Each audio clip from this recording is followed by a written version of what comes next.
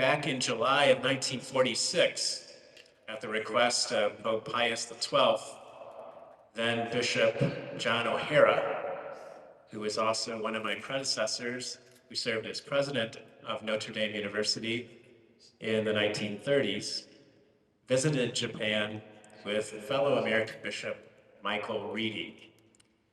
Bishop O'Hara's delegation made what he called a deeply emotional visit to Nagasaki. The most touching part was officiating before 6,000 people gathered on a very, very hot day like this one at a ceremony to bless the cornerstone of a temporary church to replace the Urakami Cathedral. The cathedral parish, which was very close to ground zero, many of you know, lost 80% of its 10,000 parishioners that day. Over 19 days in Japan, the delegation found a Catholic community that understood the appalling devastation it experienced in the context of 400 years of martyrdom and the need to atone for the war. At the same time, the delegation was struck by an abiding sense of hope for what Archbishop Peter Doi of Tokyo called a second spring for the Catholic Church. He was prophetic in envisioning a revived and stronger Catholic community that would help build a new, peaceful, and democratic Japan. Bishop O'Hara's delegation was not able to visit Hiroshima, but flew over the city to view the destruction. And I am really grateful that I'm able to deliver these remarks in a city that I'm sure my predecessor would have loved to visit 79 years ago. Cardinal McElroy has just given us a challenging assessment of the Church's approach to the current nuclear predicament and the wider challenges of peace in today's world. My remarks are going to focus on the role of universities, and I'm mindful that we have leaders from different universities here present. I'm really grateful that we're able to be here together. But I'd just like to share with you a few thoughts about the role of universities. And of course, the first role, the primary role of a university, is to discover new knowledge and to educate. While modern universities have excelled at scientific and technical discoveries, moral wisdom has often lagged far behind. The particular role of a Catholic university, like Notre Dame and the other universities represented here, is to join scientific and technical knowledge along with moral and religious understanding. Nuclear weapons are, at the roots, spiritual and moral problems. The problem of war is at its root a spiritual and moral problem. One reason I really wanted to be a part of this pilgrimage is the opportunity to hear directly from the remaining survivors of the bombings, the Hibakusha.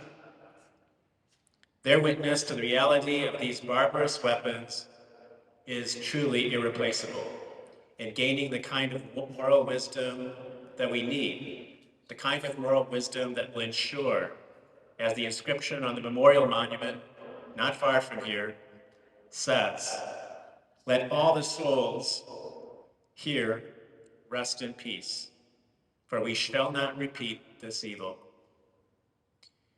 We are inspired by stories of faith and the resiliency of the human spirit, the images that we ponder and the remembering that we do here in Hiroshima and Nagasaki should sicken us and shame the whole world into doing everything possible to avoid war. And they should reinforce the need to continually repeat what has been said often over the past 8 decades. The cause was just, but the atomic bombings were immoral. The end does not justify the means. Those of us from Catholic institutions that are charged with educating and forming the next generation should be proud of our leadership in religion and ethics. But we know that we can do much more to help our students to gain an understanding and embrace the Church's rich tradition of moral reflection on war and peace, as well as the Church's long-standing moral critique of nuclear weapons and the calls for mutual, verifiable nuclear disarmament. We can do more to help bring about the moral about-face that this time requires. A second role of universities is to use the knowledge gained to help solve some of the world's most pressing challenges. In the 3 decades after the end of the Cold War, nuclear weapons were not central to international affairs. So it is not surprising they became less central in our teaching and in our research.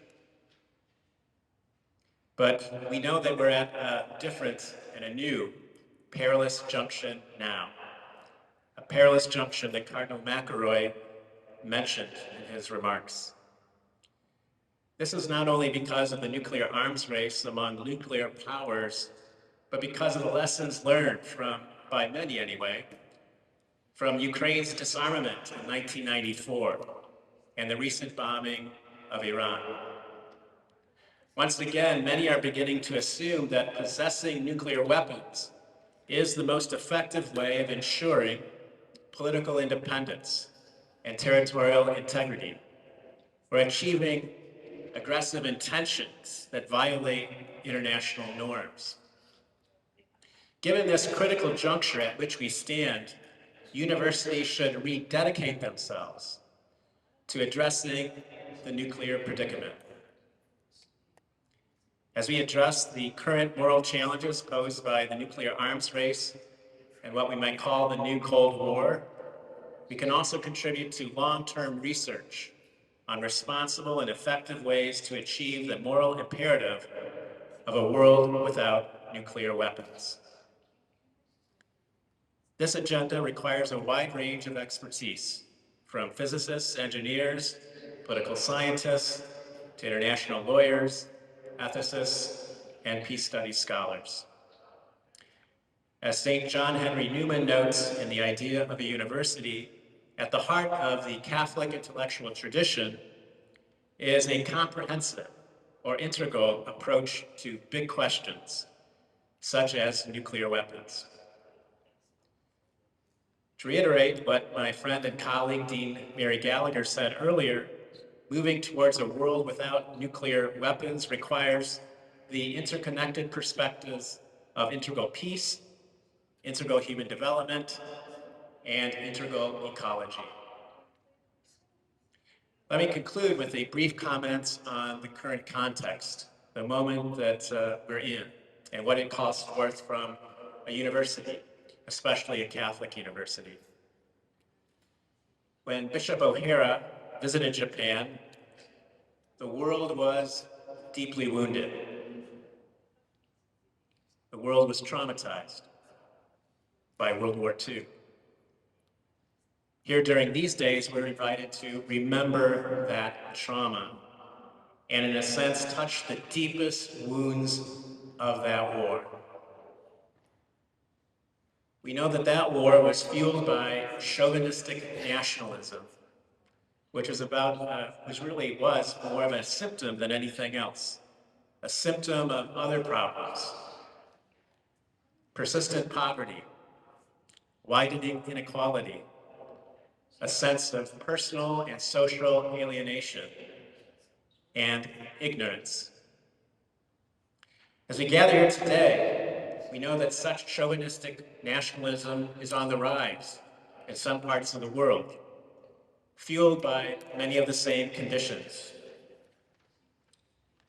At this moment, it's important that universities, especially Catholic universities, devote themselves to building bridges across ideas, ideologies, peoples, and nations. A Catholic university must promote dialogue across differences. And I think a Catholic university is uniquely positioned to do that. Building bridges across differences of all kinds and deepening our understanding of how we can promote the kind of human flourishing that will deprive demagogues of the conditions that make their messages so attractive to so many.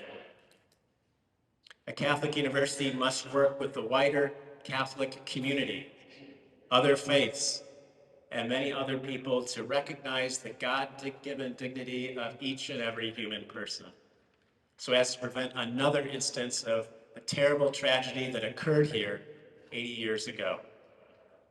And finally, a Catholic university must form competent and compassionate servant leaders, future generations of bridge builders, who will help make the world more humane, more just, and ultimately more peaceful. And peace be with you all. Thank you very much.